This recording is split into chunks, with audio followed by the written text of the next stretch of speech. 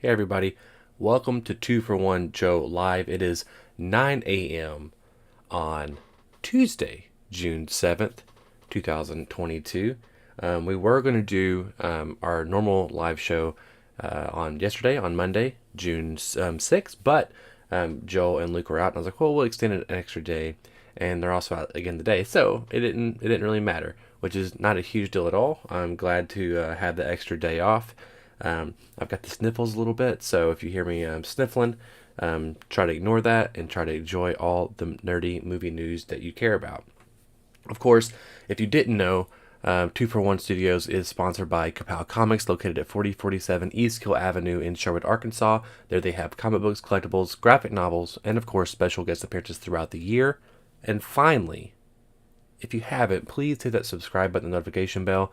That way, you're up to date on all the cool things we have at 2 for 1 Studios. I mean, we do the podcast 2 for 1 every week with myself and Daniel Wingfield, and sometimes we have special guests on. And then, of course, we also have 2 for 1 Joe Live every Monday at 9 a.m. Today's Tuesday. I get it. I'm lying to you. But we have that and all kinds of cool content like 2 for 1 Collectors, 2 for 1 Backflash, and I have a lot of other things in the works that hopefully the more people that subscribe, the more motivated I'll be, and the more I can kind of produce more and original content for you guys. But it is 2 for 1 Joe Live today, so we are discussing some of the movie box office news, and then we'll kind of get into some of the regular news. So for last weekend, for the box office, Top Gun Maverick came in at an incredible $90 million, which is pretty wild because it's only a 32% drop from the previous weekend, which I believe was $150 million. That's amazing. I mean, kind of for comparison, most big blockbuster movies that come in these huge 150 to $200 million opening weekends, they typically almost always have like a 50% or more drop, sometimes up to 60%. I believe, don't quote me, Doctor Strange 2 in its second weekend had like a 60% drop, 61% drop, or something like that. So that's a big deal, which means Top Gun's going strong. I mean, and to be fair, or not to be fair, to just kind of give some more context, I saw the movie, the first showing we could, on the Thursday before it came out, and then I saw it again just a few days ago over the weekend, and it's my favorite movie of the year. You know, like I love the Batman, and there's things about the Batman that I just adore. Of course, we have issues with that third act that I was talking about earlier, but the big thing for me again is that this movie just, it just hit a lot of nostalgia notes for me, and also it was just nice seeing a movie of that caliber live up to the expectation. Batman was great, I loved it, but it didn't live up to the expectation, and that's partly my fault. But then also, it just didn't land that final and third act. I need to rewatch it again. I've been thinking about it a lot lately, but I just haven't done it yet. So, coming in second, of course, is Doctor Strange in the Multiverse of Madness. It coming up to 9.2 million, which is pretty solid for a third or fourth week movie. Its total box office now is $910 million. I think it was a week or so ago that the 2 for 1 Joe crew kind of predicted that it might tap out between 850 and 950, which I think it's really what's going to happen now because Jurassic World's coming in. It's already opened up overseas, which it's already made, I think, 50 million plus overseas. And that's going to kind of start chipping into it. That plus Top Gun, and then we start work. I mean, they're fixing to release that movie on Disney Plus anyway, so it's really fixing to kind of tank in terms of its box office. If it hits 950, I will say, I mean, it's already a success. Look at it right here. The first Doctor Strange made 677 million total, right? And now we've had, of course, that Avengers effect, right, where the Avengers movies coming in and they kind of boost the previous box office. Kind of like Iron Man 3 is a great example of that. I think Avengers 1 made $1.5 billion, and then Iron Man 2 previously had only made like $625 million worldwide, but then when Iron Man 3 come out right after Avengers, it made 1.3 billion. So the Avengers effect. So Doctor Strange is already, clocking in about 250 million more than its predecessor. And it's got a lot of different characters in it, right? It's got the Illuminati, spoilers, and I mean they're everywhere now. It's got Wanda Maximoff from Disney Plus, like lingering threads from WandaVision. So it was when they always kind of had that Avengers effect happen to it. I think everyone was expecting like $1 billion movie. And I think it would have been if we had some more banger cameos, and we kind of had the expectation of the meet kind of what we were expecting, right? Of course, Bob Burgers, the Bob's Burgers movie came in at 4.6 million over the weekend, and now it's coming at 24 million total box office. I don't know the budget for this movie. My general reaction to that is that's solid. I mean, the Bob's Burgers. I mean, while it's very popular, and I know people that like this show, I've never I've never I think I've seen maybe one episode, but I've never. It's not like Family Guy, or it's not even like The Simpsons, right? Where it's just like embedded into our pop culture in such a huge and long way yet. It might be someday. It's just I don't think it's there yet. I mean, I know what it is when I see it, but it's not The Simpsons, right? And I think 24 million is pretty solid so far. I don't expect that this movie, which is essentially, I mean, everyone's going to get pay bumps, but this movie essentially is probably like 2 or 3, maybe 4 extended like episodes combined, right? I doubt that their budget was $10 million for this entire thing, and maybe it was. But if it was 15 million, they've already made 24. They'll probably tap out at 30 when it's all said and done, 35, which is not the end of the world. So they'll probably make some type of profit on it. And of course, you got to think about those DVD sales, and then on top of that, the re-releases on whatever channel it premieres on. I suspect it's Fox. I don't know that. Do not know that at all. Let me drink my coffee real quick. Coffee. It's always kind of harder when you're doing this by yourself because you can't drink coffee. You have to like pause to drink coffee. Everyone else will be talking, and just double checking there.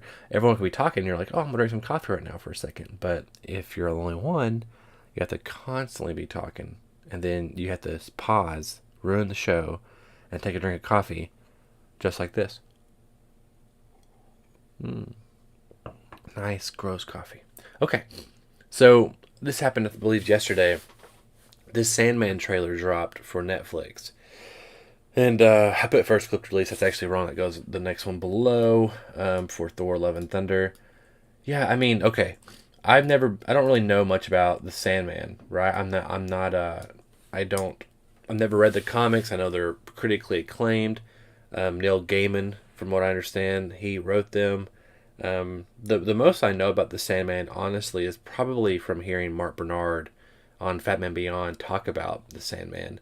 And I watched the trailer and it looks pretty cool. I don't know yet if it's going to grab me like some of these other shows has. I mean, part of it too is I feel like the Sandman is like up there with the equivalency of like the Watchmen, right? Where in terms of when you read it or when you look at it, there's always that inclination or idea that how is this filmable? Like how can we put this from comic book, which is a totally different medium than other things, to a movie, which is again a radically different medium. I feel like Zack Snyder did a pretty dang good job with The Watchmen, and I feel like that pretty much nuts and bolts put it all there. People will probably disagree with that, but I thought it did a pretty admirable job anyway. And I don't have it's harder for me because I never read The Sandman, so I can't really say it too much. But I mean, I've seen the art of The Sandman, and I've seen Sandman pop up in some of these more recent comic arcs. Say recent, it's like 4 or 5 years old now, like Dark Knight's Metal, drawn by Greg Capullo and written by Scott Snyder. So I've seen like him, appear in some DC things, but I don't know a lot about the character. I know that he's the Sandman, and I believe he controls nightmares and dreams. I don't really know. I watched the trailer. No, I did promise. And I like the visuals of it. I like the way it looks. It looks really high, well made, and so I'm in. Like, I mean, I'm going to check it out, kind of give it a try.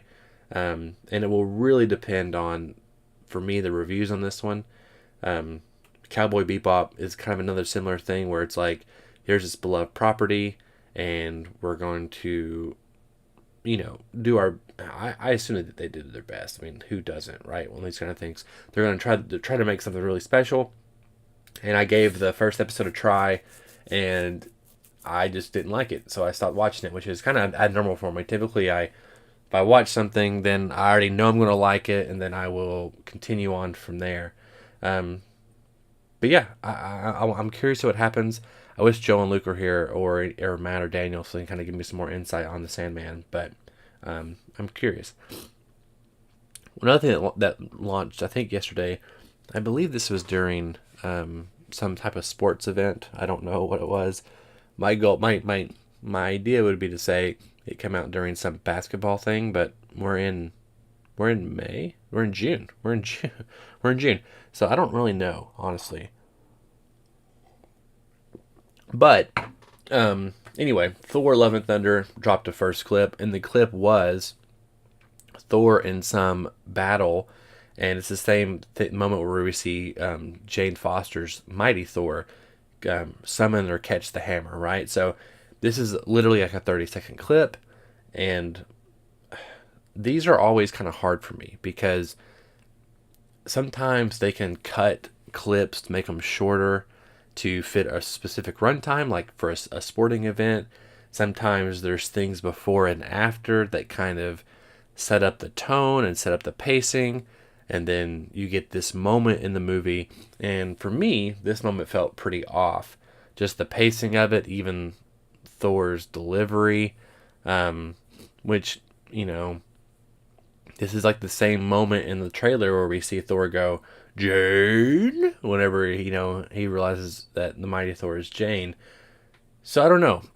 This first clip is not promising, but that happens a lot on these kind of things. There's been a lot of clips where I watch, I'm like, man, the editing, the cutting, these things aren't working for me.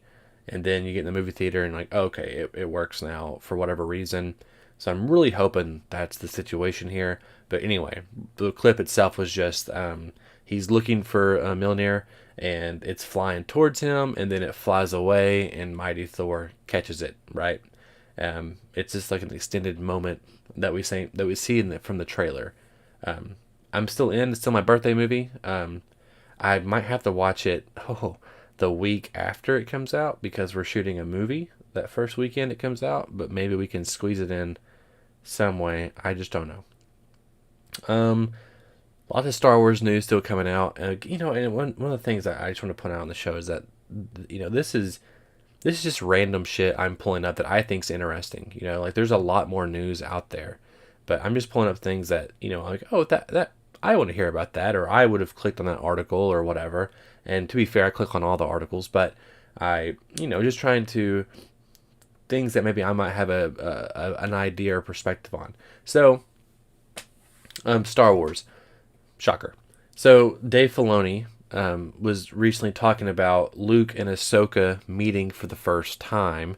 And if you remember, spoilers, sorry, Joel. Maybe you have watched this actually. So spoilers, sorry, Matt, who hasn't watched this show, The Book of Boba Fett.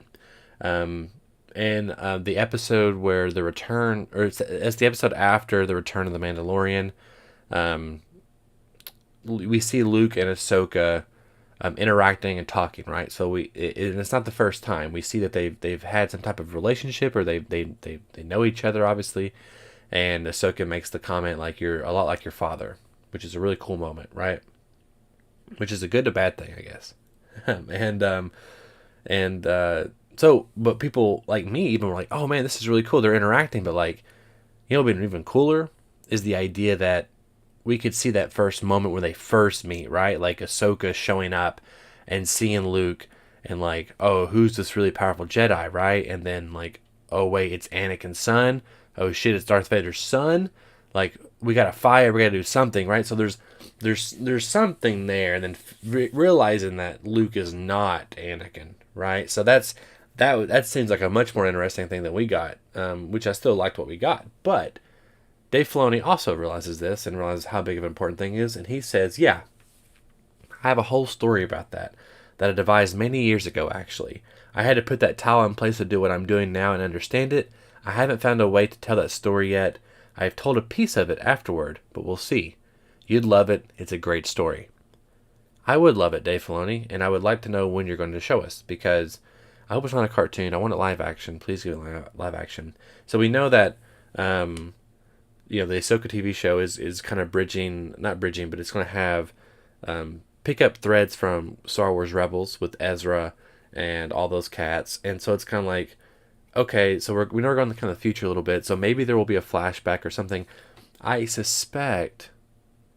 Don't quote me. Again, if they're building up to Admiral Thrawn, it's kind of like, where's Luke during all this? And you could always say it, yeah, he's building the Jedi Temple or the Academy and restarting that with Ben Solo and all those kind of things. But it's like, man, that's kind of lame. Like, of course he's doing those things, but also, like, he's Luke Skywalker. If there's these giant threats in the galaxy, then he should be involved. And he was involved in the original Thrawn trilogy by Timothy Zahn, right? So I feel like we need Luke in these conflicts, and he needs to have a character arc, and he needs to be something other than a CGI character, and he says things, and he comes in and does, has big moments, which I'm loving that we're getting that. I might be in the minority, I don't think I am, but I love that we're getting those things. And I get it. I totally get the problem they're doing. But we still need Luke Skywalker in this universe. We need to kind of get that sequel trilogy that we didn't get, but like in this Mando piece of Star Wars timeline here, So, another cool thing is I Am Groot is releasing August 10th ahead of She-Hulk on Disney+. Of course, Kevin Feige and James Gunn, the guy who directed all 3 Guardians movies and has written... He wrote 1, 2, and 3, but he really wrote 2 and 3. So he's producing that one as well.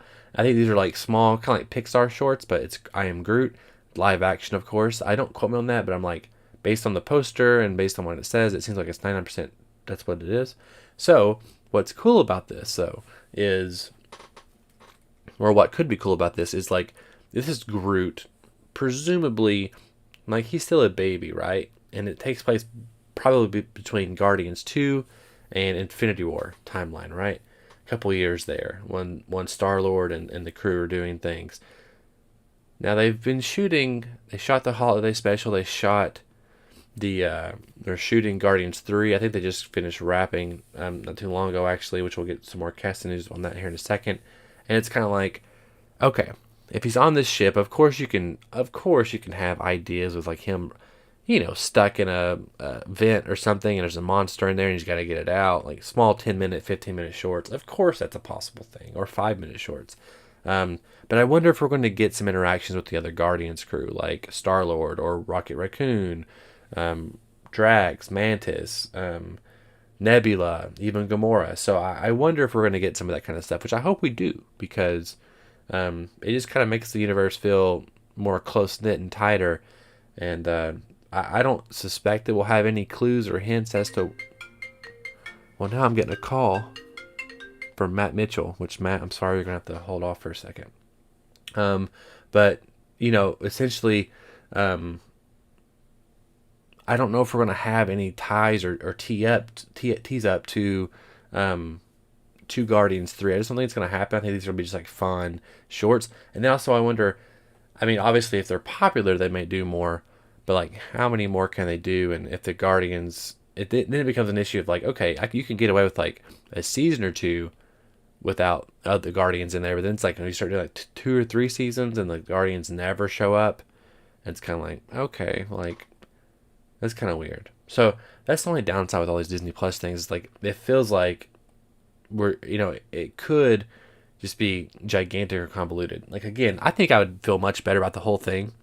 It'd kind of really solidify it for me if all these shows, What If, Baby, I Am Groot, they all had Blu-ray releases, so I could categorize them and I could see them physically in my hand. Then it would feel real to me, I think. But right now, like WandaVision, I mean, all of them. WandaVision, Hawkeye, Moon Knight, all of them. They're all only on Disney Plus, which I get it. Smart move. But I can't put them on my shelf, which I'm not a fan of. Let me get a drink of coffee. It's been 20 minutes.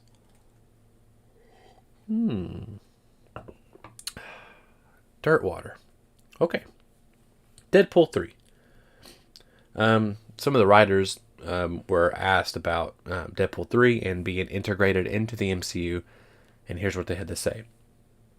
It's a thrill reset of bringing the character to the MCU. It's an absolute thrill to have the band back together, to have a new backdrop in the MCU with new characters, new villains, that kind of thing.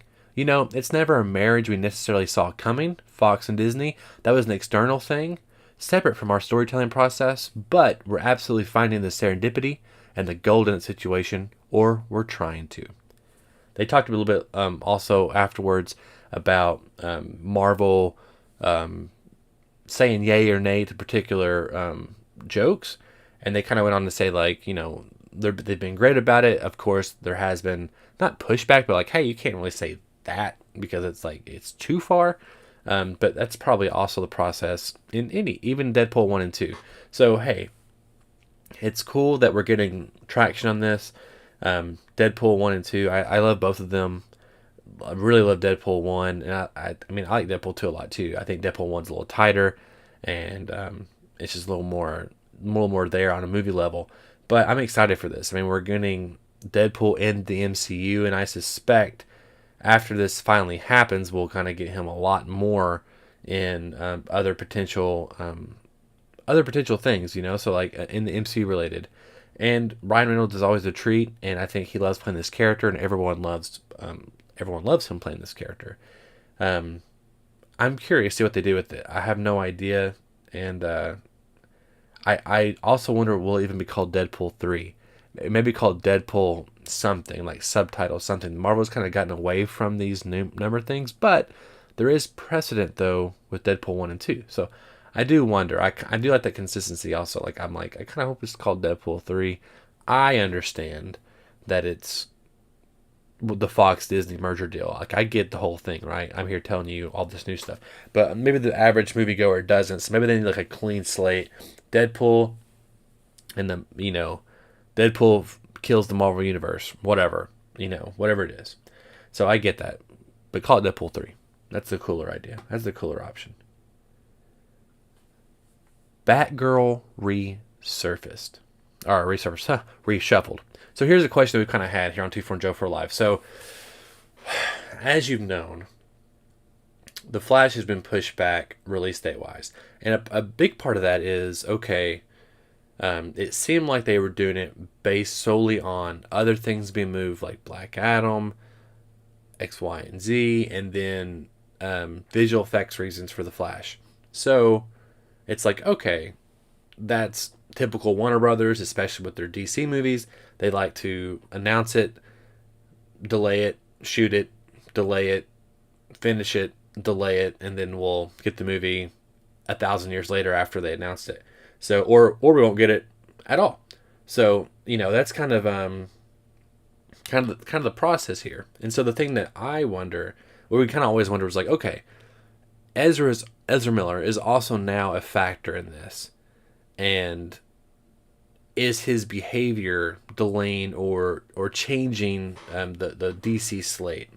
I suspect it's not for the most part. I think they might have kind of got lucky pushing the flashback. He did this stuff. And like, okay, we can kind of ride this wave out, and we can, let the heat die down like we do with Amsterdam, with Ezra, and we can kind of see where we're at then. And also keep in mind, another thing that's happening too during all of this is the merger, the Warner Brothers merger with Discovery. And so we're getting new bosses in, which we'll talk about in a second. David Zaslav, actually, which is kind of our main topic. And so the question then become like, okay, Batgirl was supposed to drop after The Flash, and why it's a big deal is because Michael Keaton, Batman, is in Batgirl. And so it makes sense that this comes out after The Flash. In fact, that it's like The Flash goes back in time, he resets the timeline, we saw Michael Keaton Batman, and presumably Michael Keaton's Batman is now the new Batman, or the Batman in this new DC EU timeline, right? And so it's kind of like, okay, and you also, again, I think we mentioned this last time, there's going to be a cool, like, introduction for the Batman. Like, it could be like they shoot it, whatever, but you suspect they know that it's a big deal that he's coming back on screen. Just like in the trailer when you see the back of the cow and you hear him talking, like, they know this is a big deal. It's a bigger deal having him back as Batman than even the entirety of the Flash movie itself, the entirety of Ezra being the Flash. Like, people are going to watch this movie because of Michael Keaton's Batman, me myself included. Like, I love the Flash. I want a movie about the Flash that I care about and a character I care about, but I'm going for Michael Keaton's Batman. So when they shoot this, you know that's going to be like kind of like a big haha moment, like, oh, you've been waiting for this. Well, here's motherfucking Michael Keaton's Batman. So I suspect that it could not draw attention to itself, but I doubt that. They know what they're doing, right? They know what kind of gold they have here. So if that happens in that movie, will it also happen in the Batgirl movie? Like, I suspect that was the tee up. Batgirl, it's like, okay, he's in the universe now. It's not a big or cool or as cool thing, right? It's still gonna be a cool thing, but it won't be as big a deal, right? And they probably will shoot that like it's not as big a deal. I could be wrong. So it's weird that if it comes out first, you know? And also it's weird because we don't get reasons as to why he's in this universe. So it says right here, on a release date change or needing to cut things out because of the Flash being delayed. We don't know when Batgirl is coming out. LRB said, no one told us nothing about tweaks, just to carry on. So as of right now, you know, it seems like they're still just pushing forward the movie. It would suck though if they cut Michael Keaton stuff out because of this Ezra bullshit and because it's coming out beforehand. I don't know. And also Batgirl, again, it may get a theatrical release because David Zaslav is coming in and kicking teeth, which brings us to our big main topic of the day. Will the real Superman please stand up? And we're talking about Henry Cavill coming back as Superman. Now, we get this report every couple of weeks, guys. We get the idea that, okay, is Henry Cavill done playing Superman? And the report that we get from him in return, typically from either a spokesperson or some other type of rumor, he always typically says, the cape is still in the closet.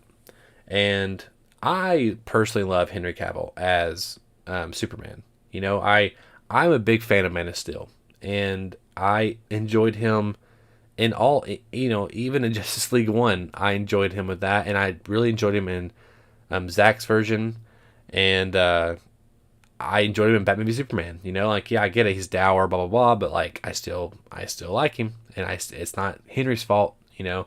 So I think that there's still a Superman movie in there that, even though I like Man of Steel, again, there's a Superman movie that still hasn't been made that can do what Marvel does, where it's like, okay, like example, here, the Winter Soldier. I don't know that many people that can sit there and be like, man, the Winter Soldier is just not very good. Like, if you're a fan of those kind of properties, like, I feel like that one, it's like unanimous. Like, okay, it's really good. Acting's great. The story, it's a good character arc. It has all these different things in it, right? Like, the fan base is in agreement, and even the other, like the general audience is also in agreement. So I feel like, for me, we need that still with the DCU properties. Like, Wonder Woman is pretty close to that, and if not the one, right? So like, it came out, made a lot of money, and then everyone really liked it. So it's like okay, here we got a winner here, right? And I think Shazam, for me, was that way too. Like, even more so. Like, Shazam come out, it didn't make as much money, nearly as much. I think it made half of what Wonder Woman did, but like, it was just solid. It was good. Like, I feel like everyone's kind of like in agreement. Like, this is a good movie. We didn't get that with Man of Steel. People were upset. I mean, I was upset too about Superman snapping necks. Like, I mean, it bothered me. I've accepted it, like, and I justified it as best I could within the context of the movie at the time, and even till this day.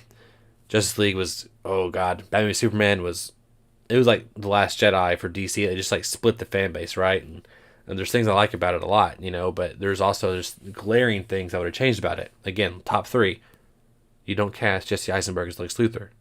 I think the dialogue he does is actually pretty good. Like, not how he says it, but the dialogue that I can't think of his name now. Chris Terrio wrote. It's good dialogue, I think, and it sounds like Lex Luthor to me. But out of Jesse Eisenberg's mouth, no, it's not Lex Luthor. You do not have Batman kill people. That's huge. You don't do it. You don't do it.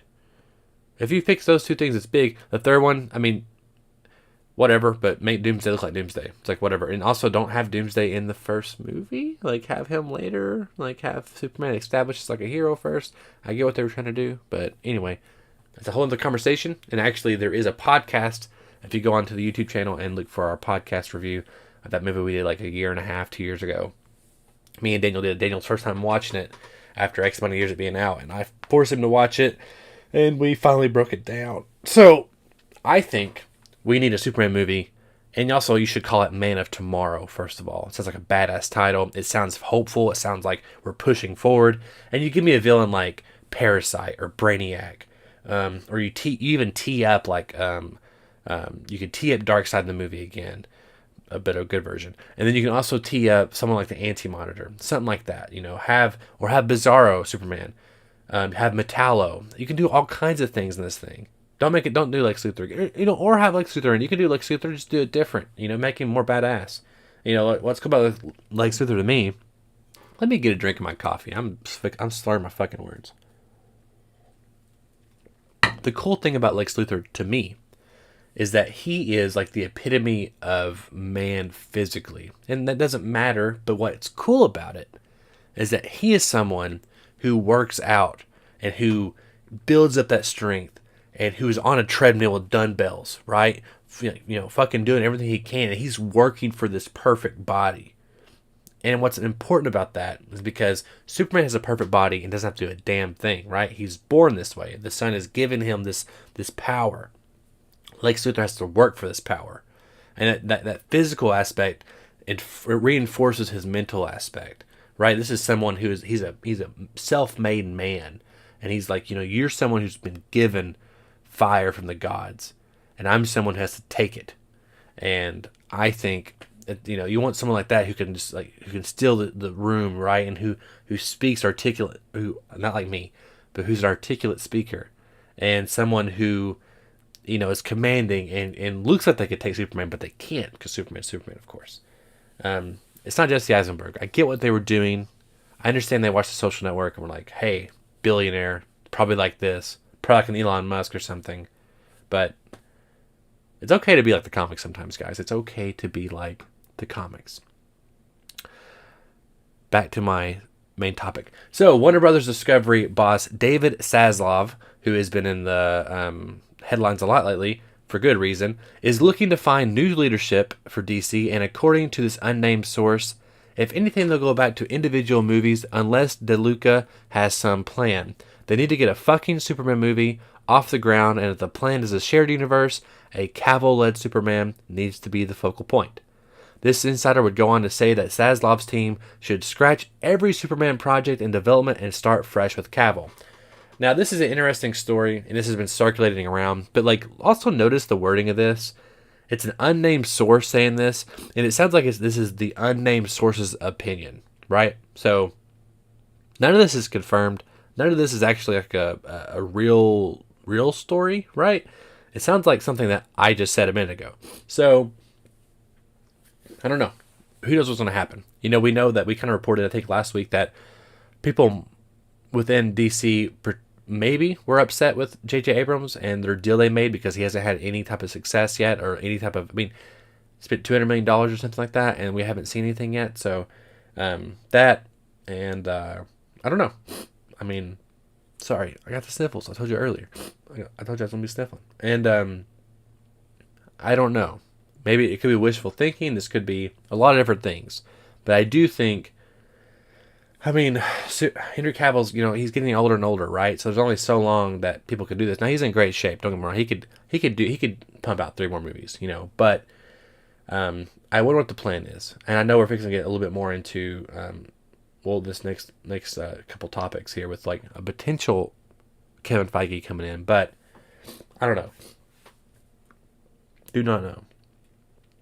Let me get some coffee. This is a small bit of casting news here. Guys, I'm sorry. I don't know what it is, but my nose has just been like kind of messed up all morning. So, Maria Bakalova, I probably butchered that. From Borat 2, she's been cast in Guardians Volume 3. I think James Gunn had some tweet like, I can't believe you guys just now found this out. Blah, blah, blah, blah, blah. Thanks, James. So why don't you just tell us earlier? And so she was great in Borat 2. She was funny. I think that was her first role. She's kind of a breakout star in that. And everyone's kind of wondering, okay, what's she going to be in next? Well, it looks like Guardians Volume 3, motherfucker, which is a huge jump up, right, in terms of how big the movie is. So excited for that. I didn't really see any other casting news besides that. That was like just jumped out at me. So I'm curious who she's playing. I'm also curious. I mean, we're gonna get, I think, the holiday special this Christmas, which I hope we do, because I think it's going to tee up Guardians 3 next year, and I'm excited for that. So we're gonna. I mean, we got so much. We got Miss Marvel, I think, tomorrow, on top of Obi-Wan episode 4, on top of I Am Groot, She-Hulk coming out this year, and then we have Thor: Love and Thunder in July also. And supposedly we have Wakanda, or Black Panther Wakanda Forever, sometime in the fall, which we probably will get a trailer, or like a small teaser trailer with Thor: Love and Thunder. Maybe not, because it's like 4 months out. They've been cutting these really, or 5 months out, but they're from that, but they've been in these really, like, I don't know, really short marketing moments. So we're getting closer to the end here, everybody. I can't believe I actually talked this long. Can you imagine if Joel and Luke were here too, and then it would have been like a really long episode. So Joker Part 2. So Joker come out. Todd Phillips directed it, starring Joaquin Phoenix. I was just blown away. I don't know who was it. I mean, he won the Academy Award for the role. I own it. I saw the movie, I don't know how many times in theaters, a couple times afterwards, and just like watching his performance is just fucking like, it's like, holy shit, this guy just nailed, like, it's just best performance all time. I don't know, maybe, like, it's subjective, but like, I don't know, it's pretty great, so and also you kind of wonder, like, there, of course, it made $1 billion, right? And even the Batman didn't make $1 billion. Like, the Batman's arch nemesis, the Joker, made more money than the Batman made. I think it topped out at $850 million, right? And this was pre-pandemic too, so the Batman was hurt a little bit by that. I believe it was, and I say that, but then we were getting more COVID stuff around earlier this year before March hit. So Spider-Man kind of hit that sweet spot, but Spider-Man made like 1.8 billion, dude. Like, it made it 1.9 billion, and so I made $1.1 billion, 100 million more than the Batman. So maybe I'm just dreaming for the Batman. I don't know, but Joker 2 came out and fucking slayed it, is what I'm trying to say. And I love that movie. And so there was always rumors immediately afterwards, like, oh, they're making a part 2, blah, blah, blah. And there was, like, even Joaquin was kind of like, yeah, like, I love playing this character, and, like, who knows kind of thing. They were always kind of ambiguous about it. And it kind of felt like, to me, like, they enjoyed doing this a lot, and the success was obviously there. He won an Academy Award for it. And so it's kind of like, there was probably ideas that they left on the table, obviously, when they did the first movie. And then there was probably, like, things, like, percolating while they were doing this movie. Like, what would be cool? What would be cool to do next, kind of thing. And so I think it's going to happen. Like, there's been a lot of talk about this the last couple of years. So anyway, the rumors are kind of jumping back up again. And I feel like we're going to get an announcement probably, probably this year at DC Fandom. We might be like, at least it's coming. We don't probably not, it might be in pre-production, who knows, but it's at least coming. So the other two big stories here attached to this is that Todd Phillips apparently was asked by David Zaslav to come in and kind of run the DCEU, which, I don't know. That's interesting, because it feels very Warner Brothers to me, where they're like, or very reactionary and whatever. It's kind of like, okay, we're looking at all our properties here. What's made the most money? Okay, Aquaman, James Wan made $1 billion. The Batman, Matt Reeves is there. It only made $850 million. Oh, but Joker, Todd Phillips, he made $1 billion too. Like, maybe we could ask him to run the thing. It's like, okay, guys. I'm not saying Todd Phillips isn't a great choice. He could be the choice. He could be the best choice. He's not, because it's not me, but it could be the best choice. But I feel like, I don't know. I just feel like this is a reactionary kind of thing. And it's, again, it's a rumor. Who knows what's going to happen here.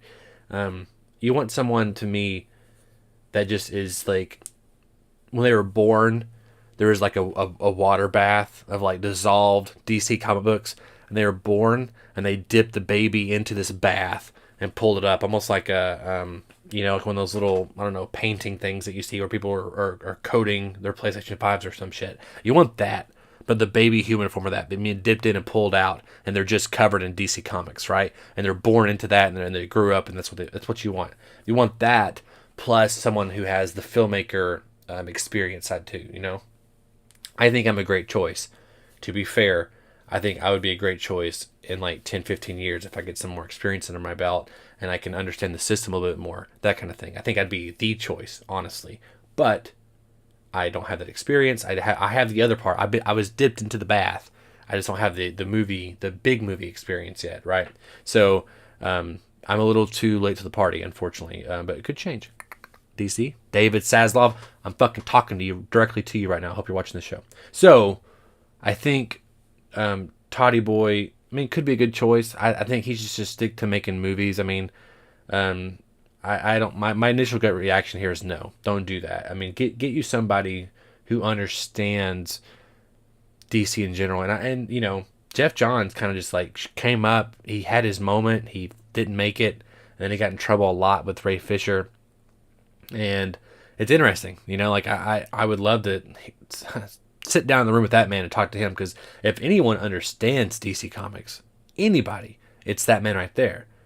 But now it's like, what happened to you, dude? Like, I don't know. Like, he had to disappear. Ray Fisher kind of come in and kicked his ass, kind of thing. So, anyway, what's also cool about this is that Kevin Feige apparently was asked to helm the DCU at one point during Phase 2, probably around Age of Ultron era, from what I understand.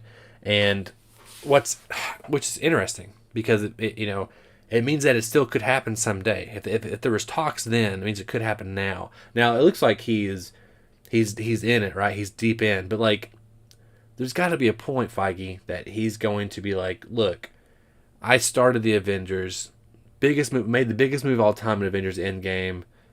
Now we're in the multiverse. I'm bringing the X-Men in. I'm merging all these properties back together. I got Spider-Man in the MCU. Got the X-Men. I got Fantastic Four. You're running out of characters, bro. And, I say that. There's 1,000 other characters I haven't even touched yet. And they can make them A-listers within, overnight sort of thing. Look at Moon Knight. Look at Miss Marvel coming out tomorrow. It's very possible.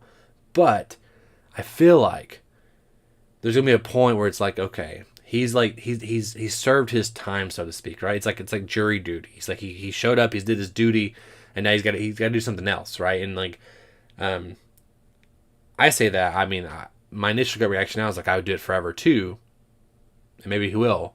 But also there's a part of me that's like, you know what? Maybe I would want to do Star Wars, in which he's did a Star Wars movie apparently. So maybe, maybe I want to do something different. Maybe, whatever. I would love to bounce back between, give me Green Lantern, and then Spider-Man, and then fucking Batman, and then fucking Iron Man, Captain America, and then Superman. Like, I'd be bouncing like a fucking ping pong ball, if they let me. But what's interesting is that, I guess during this time period, this is where I think A.V. Lerner, I could be wrong on that one. One of the executives was kind of giving pushback, or maybe it was Ike Palmer. I can't remember who it was. Disney. Someone in Disney, one of the executives, was kind of giving pushback. This is that moment in time where we've heard lots of reports in the past where Feige was having pushback from them, and then it was almost like a Pixar Disney kind of situation again, where Marvel was kind of, they had been bought by Disney, but they were still operating independently, but then Disney kind of wanted them to do whatever. And I think it was Bob Iger come in and said, no, Feige does what he wants. Feige's formula is successful, and he also gets it, so like, leave him the fuck alone. And then that's when, things kind of settled, and Feige got main creative control, and then we got fucking Civil War and Infinity War and Endgame and all these other amazing properties. So I'm not saying those happened because of that thing, but I will say that Feige stayed because of that thing. So anyway, I don't know. That's interesting. It could be Walter Hamada, which I'm not a huge fan of, honestly. Like, I just don't think that he gets it, and maybe he does. I don't know, but I feel like we've gotten so many people just circulating through this DCU hierarchy, and it feels like they just haven't found someone yet who's just, that's their sole job, and it feels like it's always the head of DC Films or the head of the film department, and they got to oversee DC as like a subdivision, and they need someone who just oversees DC, period. Like just the film side of it, someone who does the TV side of it or whatever, they're doing fine TV. They don't need help on TV. Um, it is what it is. It's not the same thing. So it is interesting. Oh, and I guess we could add this before we hop over to our last couple stories here, because we're getting close to 10 o'clock, which I'm surprised that I've been talking this long by myself.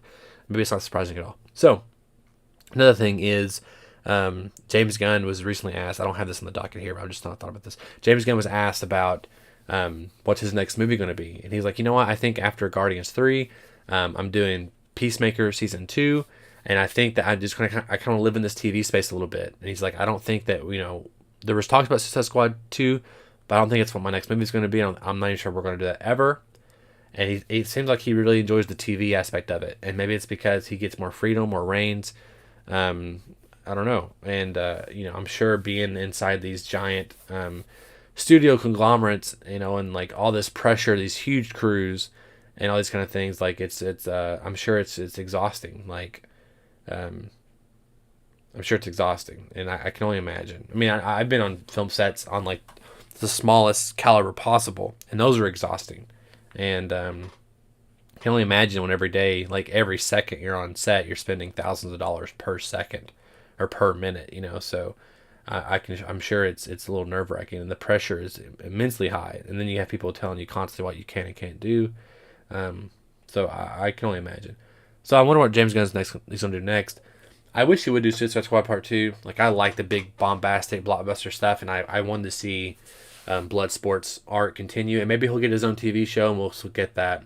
Peacemaker was fun. I really enjoyed Peacemaker, but it is different. Like, I still would prefer a Suicide Squad 2 over Peacemaker, period. So we'll see what happens. I'm curious with that too. The Flash. According to the trade's sources, the Scarlet Speedster's first solo adventure has been extraordinarily well received in early test screenings, and the studio intends to give the superhero film the full blockbuster treatment. Okay. We kind of heard different things here about the blockbuster treatment, so to speak, and it seems like I don't suspect that Ezra will be marched out in front of the crowds to promote the movie. I just don't think it's going to happen. I think that Michael Keaton will be marched out. I think the director will be marched out. I think Sasha, can't think of her name. Is it Sasha Cohen? I can't think of her last name. I think she'll be marched out for Supergirl, which is kind of wild that you're going to have everybody out there except for Ezra, who is your main character for The Flash. But he's had too much heat on him, and I don't think people want him anymore. And so I suspect that, they'll kind of go that route, So, which is also really weird, because it's your main character. So, early test screenings go well. Who knows? We get this shit all the time. Like, I think Wonder Woman 84 had great early test screenings too. I can't remember, but I think Batman v Superman had early great test screenings. Like, typically these people are just like happy to be there, and they do fine. And it's not always the case. Sometimes we get like test screenings are horrible and they have to go back and do reshoots and all these other kind of things. I don't know. It seems like, and this could be even a planned story by Warner Brothers to kind of test the waters and see what people's reactions to the idea of giving the full blockbuster treatment. Like, we could okay, what will people react to this if we do promote it like a big movie? Will they react okay? Will they react upset because Ezra's in it? Like, what will they do? And so they can put this kind of stuff out there, get reaction, and then make an actual judgment call later. Who knows? I could be tinfoil hat conspiracy man. Do not know. But I do think, I don't know. Andy Muschietti directing this movie. He's fine. Like, I mean, I like It Chapter 1 a lot. It Chapter 2 is kind of not as good for me. But even It Chapter 1, like, I wasn't blown away by it. I felt like it was kind of like a, I don't know, a okay coming-of-age story. It wasn't as good as I would want it to be, I guess. But I'm curious. I'll say that. I am curious. It's not my most anticipated movie next year, The Flash, but it could be. It won't be. Ezra's in it. It won't be my most anticipated. I mean, Indiana Jones 5 is probably my most anticipated by far. We have Guardians 3 next year. What other Marvel movies we have? I don't remember. We have the Marvels. Definitely not my most anticipated there either. Definitely not. You couldn't. No, it's not. I mean, like, Brie Larson's Cat Marvel is just not my thing. She's fine. She's a good actress, but I just I don't like her characterization in it, and maybe they'll change my mind on it. I don't know. I think she was better in the post-credit scene of Shang-Chi than she was in her own movie. And she was better in Endgame than her own movie, which they shot first, which is weird. Anyway, I'm going on tangents here. I don't know. I'm going to be there. I'm going to have the fucking steelbook for The Flash. I'm going to have like every version of it probably. So I don't know. I just give it to me so we can talk about that part of it. Talk about how good the movie actually is instead of talking about other people's reactions to the movie. I don't know. Okay, finally, it's Morbin time, baby. So Morbius was released back into 1,000 theaters over the weekend, and it only made $300,000. What did you fucking expect, Sony? I don't know. Maybe you thought like these memes or the hashtags were going to pump it up to like what, maybe a few more million? I don't know. Like if it made $5 million over the weekend, which this released like a couple months ago, right? $5 million more dollars, like that's nothing. Like that's not even, it's not worth it. And I mean, don't get me wrong. Like I just kind of caught on to this Morbin time thing in just the last like week or so, and I love that. I love that the idea. It's Morbin time. I've literally, I told people already, I've literally had dreams about Morbius and Jared Leto and about It's Morbin time. Like it's like seeped in my brain a little bit actually. And there's even a cool video that Jared Leto, like the marketing team's got onto it to like, what time is it, right? Releasing for the weekend. And then also Jared Leto even put a video out like him reading a secret script. And they're like, what is it? And he shows it, and it's Morbius 2, It's Morbin time, which I'm like, God damn, that'd be cool. And I really think, I don't know if we'll get Morbius back again, maybe in some Sinister Six movie. I suspect that if like Venom 3 comes out, or they do a Sinister Six movie, like it's not gonna hurt anybody to have Morbius in that movie. And because of this like this joke now, like Morbius will become maybe some type of cult character in some ways. So even having him in there in a smaller role is not going to cost you much in terms of like real estate, right? For storytelling purposes or whatever. And you can have him in there just to have that cameo. And you got to have him say it too. Like someone's got to say it. It's Morbin time. It sounds ridiculous, but like every time I hear it, it just makes me smile so damn much. So please give me more Morbius now. Like I have to. I just want to hear it once. Like it's Morbin time. I want to hear it. And the Blu-ray does release next week, a week from today, actually, June 14th. I have the pre-order steelbook. I know it's not a good movie, but I pre-ordered it because I am me. So, speaking of Blu-rays, we are talking about today's releases. The Northman is finally out on Blu-ray, which I haven't seen. The Contractor, starring Chris Pine, is also out on Blu-ray, which I also have not seen. Apparently, it's pretty good, actually. 4K re-releases, we have Lawrence of Arabia. We have The Bridge of River Kwai. And we have the Bourne Complete Collection, and there is a Blu-ray steelbook. Of course, there you go. There's your Blu-ray releases for the week. And guys, if you haven't, again, hit that subscribe button, the notification bell. That way, up to date on all future episodes of 2 for 1 Joe live every Monday at 9 a.m. Central. And of course, the podcast 2 for 1. You can always check us out on our website, youtube.com, or not YouTube, our website, 2for1studios.com. And of course, on YouTube, youtube.com/2for1studios. Again, we're on all podcast services for the podcast. And 2 for 1 Joe live is exclusive on YouTube. Thank you guys so much for hanging out with me. I hope the mic didn't mess up. It's hard for me to know because typically I have people on here and they're telling me, hey, your mic sounds like shit. And I'm like, oh, God damn it. So then I have to fix it or change my AirPods. I did not do it this time. So I'm really hoping that it sounds clear and concise and is not like a bumbled mess. But maybe I'll find out relatively soon. So anyway, guys, thank you so much. Again, hit that subscribe button and show us your love and support. And we're sponsored by Capel Comics. And as always... And maybe next week we'll have Joel and Luke on here, and maybe have a few other guests as well. We'll see, and we'll have some more, some cool more news for you. And of course, Daniel's out this week on vacation. We were supposed to have we're supposed to have 2 podcasts last week. So I suspect when he comes back, we're doing Obi-Wan Kenobi, probably episodes 1 through 4 now, and then we'll be doing Miss Marvel. And I've also be doing The Boys season 3. The first 3 episodes I believe just dropped. So we have a lot of things coming out here on the thing. And if you haven't, go check out our last podcast where we had Dr. Bruce Hutchinson back on, and we wrote down The Fifth Element starring Bruce Willis, Mia Jovovich, and of course Gary Oldman. If you're into that sort of thing, spoiler alert, I wasn't a big fan of it, but Bruce loved it, and Bruce had some great points as to why you should love it too. So anyway, guys, thank you so much. I'll catch you guys next Monday, 2 for 1 Joe live. And see you later.